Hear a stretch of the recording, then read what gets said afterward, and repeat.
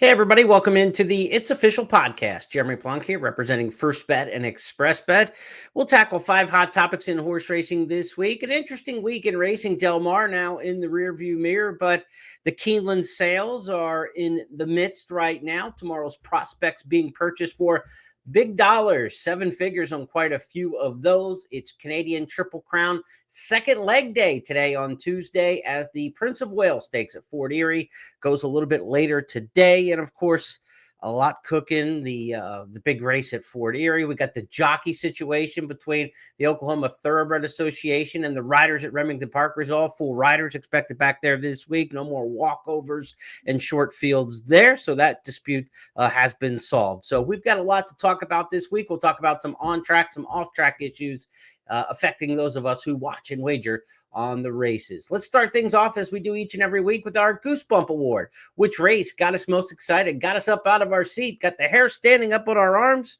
Well, we go to Kentucky Downs last week for the Kentucky Downs Juvenile. Street Beast was already a winner at the meet for Ben Colebrook, came back second time at the meet, and just whistled by 7. At the top of the lane, and it's Baytown Dreamer in front. Baytown Dreamer coming back to them. Street Beast is throwing down the gauntlet, followed by Thunder Zeus, and JJ Gray's about to get involved. And so too, Awesome Connection being hooked off the rail by Jose Ortiz, but Street Beast has dashed to the lead. It's a good lead coming up the hill through the final furlong for Street Beast in the Juvenile Mile. He's put paid to them in a matter of strides mid-stretch, and he's going to win in hand. He cruises home. Street Beast, he's a turf beast, wins by 6 lengths. Awesome Connection, Baytown Dreamer, then either Swamp King or JJ Gray for fourth. Dominant performance in the gallop out there by the 2-year-old son of Street Sense. Cost just $85,000 in the 2-year-old sales, but certainly Street Beast, a horse for course at Kentucky Downs, winning 2 at the meet, now 3 career starts, a second in the debut performance, now back-to-back wins. We'll see if Ben Colebrook goes forward towards the Breeders' Cup Juvenile Turf with this one. And that brings us to our second topic this week. What happens at Kentucky Downs stays at Kentucky Downs, as the old Las Vegas pun goes. Kentucky Downs is a place that horses love and horses hate, and the ones who love it run up big records there and, of course, collect the big money in the purses. Just absurd amounts of money going through the betting windows as well as through the purse accounts at Kentucky Downs this meet. With 1 day left of racing on Wednesday, they're on pace for record handle. They keep setting individual day records at Kentucky Downs, and, of course, we expect a big day tomorrow on Wednesday for Dueling Grounds Oaks Day on the 7th and final card. The pockets are lined, no doubt about that, at Kentucky Downs. But what does it mean moving forward? Because what happens at Kentucky Downs tends to stay at Kentucky Downs. We know it's been talked about over the years. No Kentucky Downs alum has gone on to win a Breeders' Cup race using that as a prep. Of course, we saw Tourist a couple years ago win the Breeders' Cup Mile. That was back in a couple years ago. Now we talk 2016, almost a decade ago. But Tourist was a horse who ran at Kentucky Downs the previous year. So a full year later, that's as close as you can get to an alumni connection of these horses having success at Kentucky Downs and transferring that other places. But again, a decade ago and a year removed from running at Kentucky Downs, we're talking about Tourist. No horse from Kentucky Downs has gone right out of there to win a Breeders' Cup race. We'll see if things change for horses like Street Beast, a potential horse for the Breeders' Cup Juvenile Turf. And also just looking at the Grade 1s coming up with Keeneland on the horizon and the Breeders' Cup preps leading in, and any Breeders' Cup division. I went back at the BetMix database and ran some stats, and these are really kind of mind-blowing. Over the last 10 years, horses coming out of Kentucky Downs races are 9 for 166 in Grade 1 races. That's 5% win rate, only 17% in the money. They just don't bring that Kentucky Downs form at the highest level and have success in Grade 1 races. In fact, the last horse to leave Kentucky Downs and win a Grade 1 race in its next start was In Love. You remember In Love back in 2021, winning at Keeneland in the Grade 1 Turf Mile in that race. Then went on to the Breeders' Cup Mile and didn't run very well in there at all. But it was 2021, the last time we saw a horse from Kentucky Downs win a Grade 1 out of that meet. So again, 2022 blank, 23 blank, 24 blank. In fact, 57 runners since In Love 0 for 57 in grade ones coming out of the Kentucky Downs meet. That's all ages from 2-year-olds up through the ladder in their subsequent start. We'll see. Can we get one this year at Keeneland in the fall? Can we get one at Churchill Downs? No grade ones during the Churchill Downs meet. So Keeneland in the fall into the Breeders' Cup or maybe into the winter season. Some of the races in Southern California still grade one quality towards the end of the year that maybe some of these Kentucky Downs alumni will run in. If you're handicapping Kentucky Downs horses moving forward, the Churchill Downs meet coming up that starts later this week. Churchill Downs will open on Friday for their September meet. Horses in the last several years at Kentucky Downs, 11% winners when they come back and run at Churchill Downs. So 1 out of 9 win. Kenny McPeak, Joe Sharp have had the most success during the Churchill Downs meet. So if you're playing the Kentucky Downs horses running at Churchill in September, about 11% of those will be winners, and Kenny McPeak and Joe Sharp, the 2 trainers to watch. At Keeneland, you hear it talked about a lot, the success of the Kentucky Downs horses, but there's a high volume there. They're not really that successful when you look at it. Only 8.6% winners coming out of the Kentucky Downs meet running at Keeneland. So about 1 in 11, 1 in 12 starters get to the winner's circle. Wesley Ward, Rusty Arnold, Shug McGahee, the trainers who have had success with the horses exiting Kentucky Downs at Keeneland during the October meet. So look for Ward, Rusty, and Shug to have some success with the Kentucky Downs horses. But in general, they really don't perform at a high strike rate. They will get a decent number of winners during the course of the meet because of the high volume. But again, don't overemphasize the Kentucky Downs horses when they move on, whether it's Churchill right away or Keeneland subsequently after that. And certainly when we get to the Breeders' Cup, seems to be a little bit of a dwindling success as the ladder goes farther and farther away from the Kentucky Downs meet. What happens at Kentucky Downs in Franklin stays in Franklin, apparently. Let's go now to our third topic this week on It's Official. Once Upon a Time. This is a story about a race that once was, but no longer is, and was renewed last week.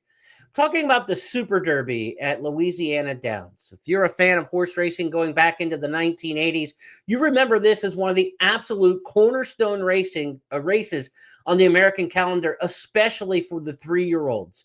It was run this past weekend. It was won by Brad Cox's Instant Replay. Let's take a look back at that race this weekend, and we'll talk about just how mighty the race once was and how far it has fallen. They turn from off 6 furlongs in 112.74 seconds. Perry County digging in. Mr. Omaha runs at him, as does Instant Replay. Then it's Fountain Lake, a final furlong. Perry County, Instant Replay taking aim. Then it's Mr. Omaha and Fountain Lake. The leader is Perry County. Outside Instant Replay. Perry County, Instant Replay, Instant Replay. Perry County noses apart in the Super Derby. It was Instant Replay as the 1-2 favorite winning.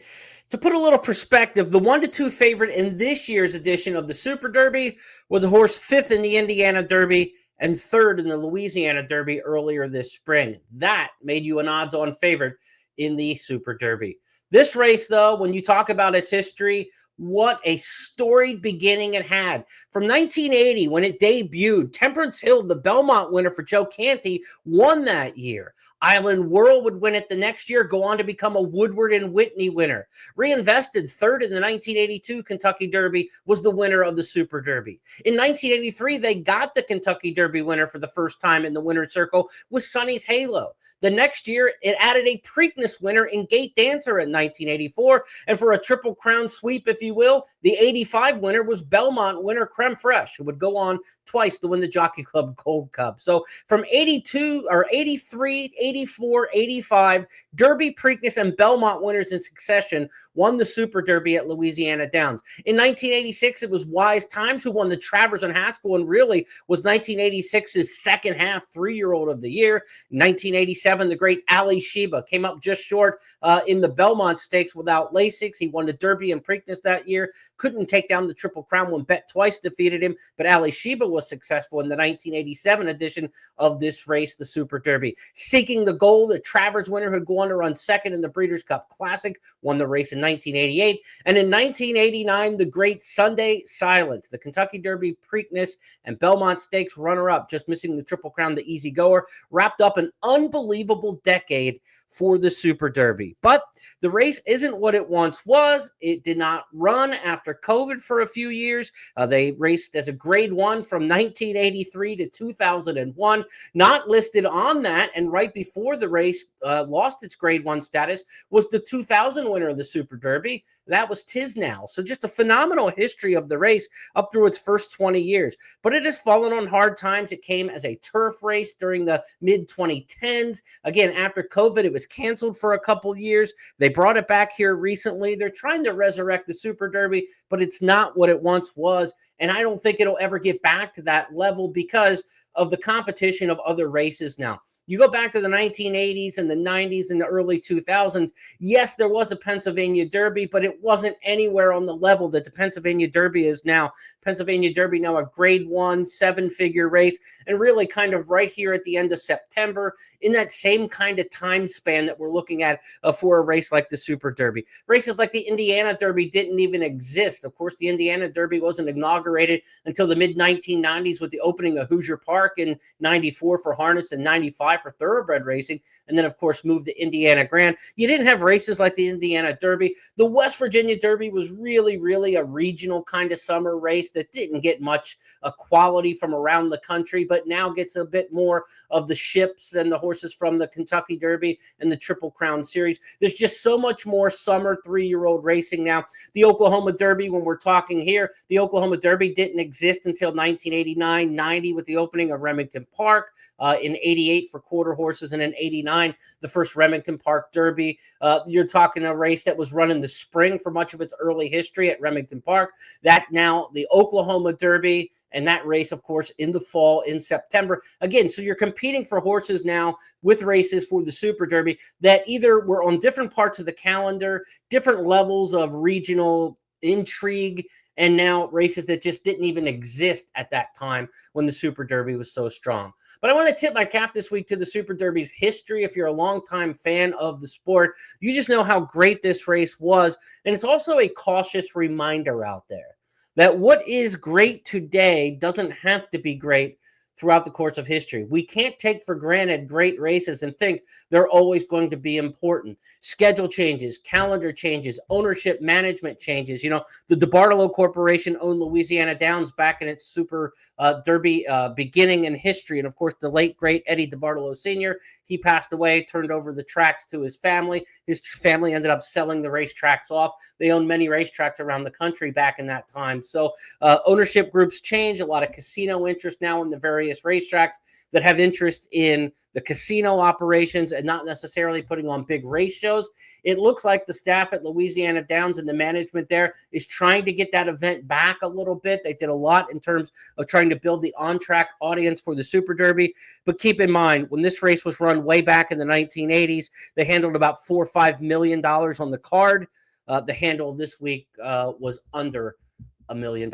So, I mean, you're talking about a race who's lost more than 75% of its handle share over the course of the last 40 years, and that's not even inflation adjusted. So the Super Derby's got a long way to get back to ever where it was, but when you look at a history of a race where the leading jockeys all time in the race are Eddie Maple, Chris McCarron, and Lafitte Pincay, it's a little sad with what we saw this past weekend. But again, a reminder, this is why I'm doing the segment today. Don't take for granted the great races that we have today, and do everything you can as a fan to support them. And as a racetrack management group, anybody in management who watches this podcast, don't take your big events for granted. Don't take your customers for granted, because they're not always going to be laced up and down the line with Derby, Preakness, and Belmont winners in successive years. That's a look at a race that once upon a time had our attention, and this year gets our attention for a bit of the wrong reasons. Sentimental, no doubt, though, in discussing the Super Derby. Fourth topic this week on It's Official is something that we are so used to seeing. Bob Baffert's 2-year-olds dominating on the West Coast. He had a 1-2 finish and winning the Del Mar debutante for the fillies over the weekend at Del Mar. And he had a 1-2 finish in the Del Mar Derby, as you would expect, winning that race for the 19th time. Let's go back to his stablemates. And this one, we're going to see Brant and Desert Gate putting on the show to the wire in the Del Mar Futurity. 21.88 was the opening quarter for the gray Brant, who leads the way into the far turn by a length and a half. Balboa continues to track in second. On the outside is Litmus Test. On the rail, Desert Gate. And right behind them, Civil Liberty is only 2 lengths off of Brandt, who leads the way midway on the turn through a 44.53 half mile. Brandt arrives at the quarter pole in front. His lead is about a length now. Desert Gate comes one off the rail to confront him at the top of the stretch. And they're joined by Litmus Test on the far outside. And they're into the stretch, and Brandt is put to the test by Flavian Pratt. Desert Gate in one. Hernandez making a race of it on the outside. Brandt is in front at the 16th pole. Desert Gate doing his all, but second best to Brandt in the Del Mar Futurity. He won it by a length. Desert Gate was second, Civil Liberty and Litmus Test. Of course, we saw Baffert last year go 1-2 in the Breeders' Cup Juvenile in a year where people didn't think he had the strongest hand. Citizen Bull pulling an upset on Breeders' Cup Day at a nice price. Will the East Coast horses be able to raid and take down Baffert this year at another Del Mar Breeders' Cup? He'll have the home field advantage, no doubt, on the West Coast, and 2 horses there, certainly well proven over the track. Brandt, Desert Gate. When you looked at Brandt in that race in the head-on, of course, a lot of people made note of this on social media. A very obvious front left paddle with his foot that kind of swims out like this. Not the most efficient mover, and a horse that's going to be difficult to keep sound over a long period of time. Is Brandt a Kentucky Derby prospect given that? Maybe not. But is Brandt an outstanding 2-year-old right now who could get a mile and a 16th in the Breeders' Cup Juvenile? Very possibly so. You can kind of take your knocks on him, but as fast as he went in that race and still finished up and held off a stablemate who was stakes experienced, a bit compromised at the start with the stumble, no doubt, for Desert Gate, who ran well here. But as is the case on Twitter, if you watch the feed of your Twitter feed and people in horse racing, they're more enamored with the runner-up in races than they are the winner, more often than not, it seems like. That's kind of a Twitter trend. And, it's kind of like being a football fan. They always say that the most popular player on a football team is the backup quarterback. Everybody loves the backup quarterback because they haven't done anything wrong, and they're the hope that they're going to be the one who kind of can come in and save the day, right? And everybody gets angry when the starting quarterback makes some mistakes or boneheaded throws, decisions, and everybody screams they want the backup. It feels the same way when people watch horse races a lot of times, where the runner-up is the one they seem to get most enamored with. Like, oh, yes, the winner was okay, but the best horse in the race was the runner-up because XYZ. Well, they're not the starter, they're the backup, and they weren't the winner, they were the runner-up. And sometimes I think we get a little bit projective with the runner-ups in races and want to think they would have changed the result. And of course, when you're able to flip that result as a horse player, that's usually a good thing pari-mutually, because the winner is going to get bet back probably harder than the horse who ran second. So if you're trying to find value and you can find a good reason why you think the runner-up is the better horse moving forward, it can be productive. But it seems to be a rubber stamp for a lot of folks who just look at it and say, I want the runner-up next time. I want the runner-up next time in many cases. I'm not so sure that when we get to the Breeders' Cup Juvenile, we've got some time. I don't think we're going to see either one of these colts again. I think they'll both train up to the Breeders' Cup. There's going to be a lot of talk amongst racing media and people on Twitter and kind of the inside, not necessarily insiders, but the fans who are really invested in the game. There's going to be a lot of talk that Desert Gate's probably the Baffert horse that you want. I'd caution against that. I think Brandt is really exceptionally talented here as a 2-year-old, went really fast in this race. And remember, as fast as he went in this race, 43, 44 and change, when they go 2 turns, that's going to slow down considerably, and that could give him a lot more in the tank. That paddling action and getting a mile and a quarter and staying sound all the way through next year, we saw how the Baffert horses tend to go by the wayside, and he runs through a lot of them from January and February when he's dominating races like the Sham and the Lewis and races like that on the Santa Anita calendar, the Futurity at Los Al in December. When he's running through those horses like that and they still don't make the Kentucky Derby, he has a lot of drop-off in his stock. I would not be surprised if Brandt does not make the gate for next year's Kentucky Derby. He's a longer shot to make it than he is to get there probably and not get there. But that's almost every horse, right? I mean, if you're just saying make the starting gate now, you're probably way less than 20% chance for any horse you talk about right now of making the gate for the Kentucky Derby. But Brandt does not feel like a Kentucky Derby horse. But I think tossing him right now to the Breeders' Cup Juvenile is a bit of folly. And I think that's a bit of projection, just wanting that second horse moving forward. Now, there is a lot of action on the East Coast already had taken place of good 2-year-olds that we've seen. We've seen Ewing, we've seen Obliteration, some really good ones go through the Saratoga meet. Ted Nafi winning the Hopeful Stakes. Time to Dream, a really impressive 17 length winner, I believe it was, 15 plus. When he broke his maiden for Tom Amos at Saratoga.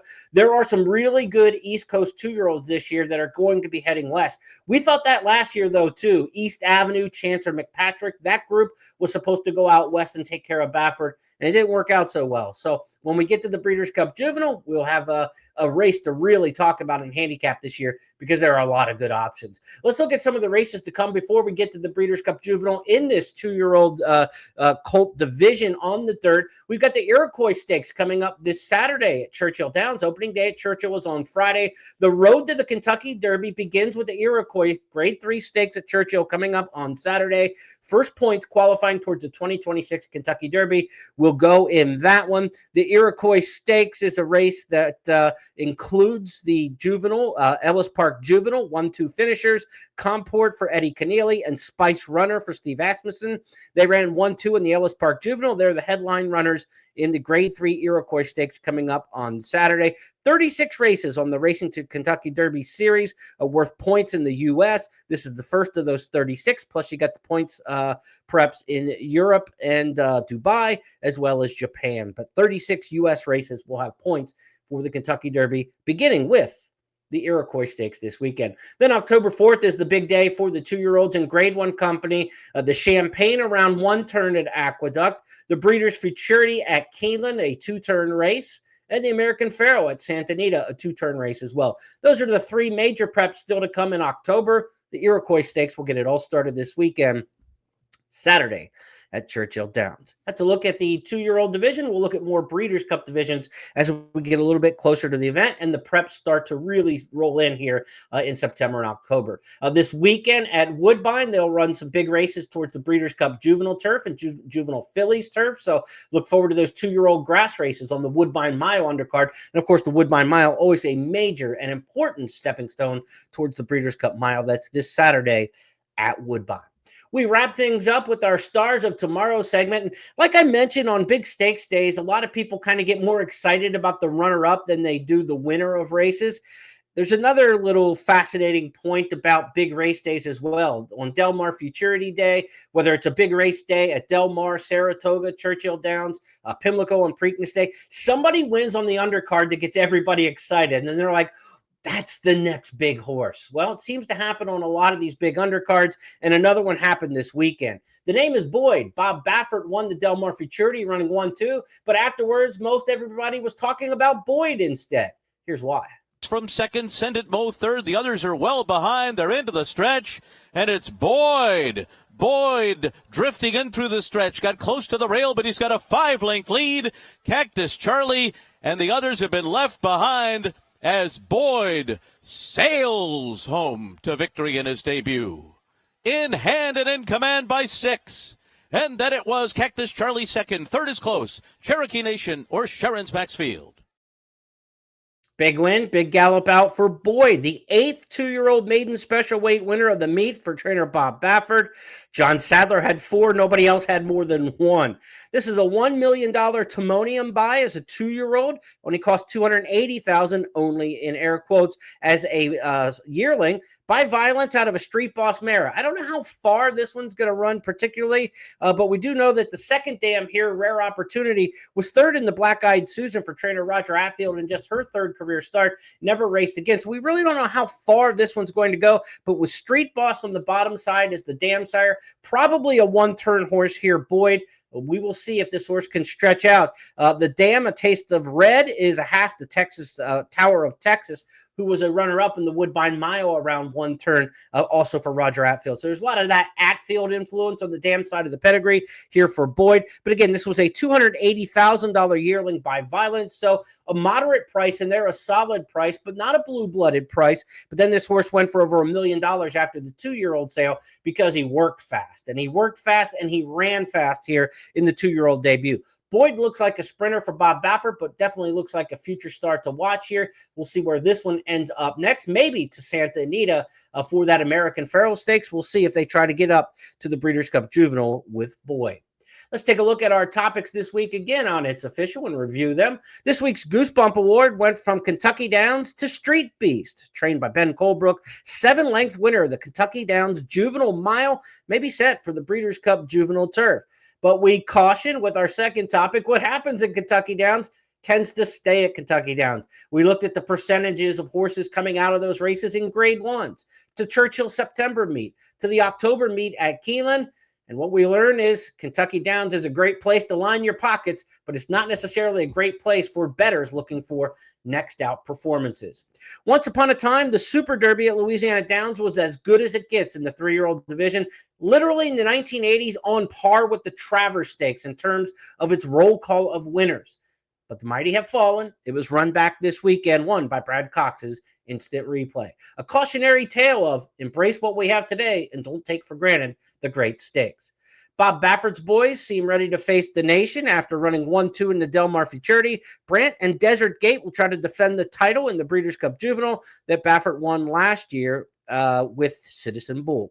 We also took a little preview look at the Ellis Park Run 2 finishers from the Ellis Park Juvenile running in the Iroquois this weekend. Iroquois Stakes kicked off the road to the Kentucky Derby Series. And our stars of tomorrow, it was back to Baffert. No surprise there with really the only major dirt racing in the country last weekend at Del Mar. It was Boyd, a dominant winner, first time out of the 8th 2-year-old maiden special winner of the meet for trainer Bob Baffert. Those 5 topics are now official because Jeff Siegel, the host emeritus of this podcast, and I say so. Again, continued best wishes to our great friend Jeff Siegel. We hope to have him back soon. That's going to wrap things up on the It's Official podcast this week. We appreciate you tuning in so much. Be sure to like and follow this on our audio channels and our video channels and help us grow the audience for the It's Official podcast, those following on YouTube and on X, and also on our traditional audio podcast channels. On behalf of everybody with First Bet and Express Bet, I'm Jeremy Plonk. Have a great week. I'll see you on Friday when guest handicapper Scott Shapiro joins me for the First Call podcast. We'll preview some weekend races, including the Woodbine Mile and that Iroquois at Churchill Downs. Take care, everybody.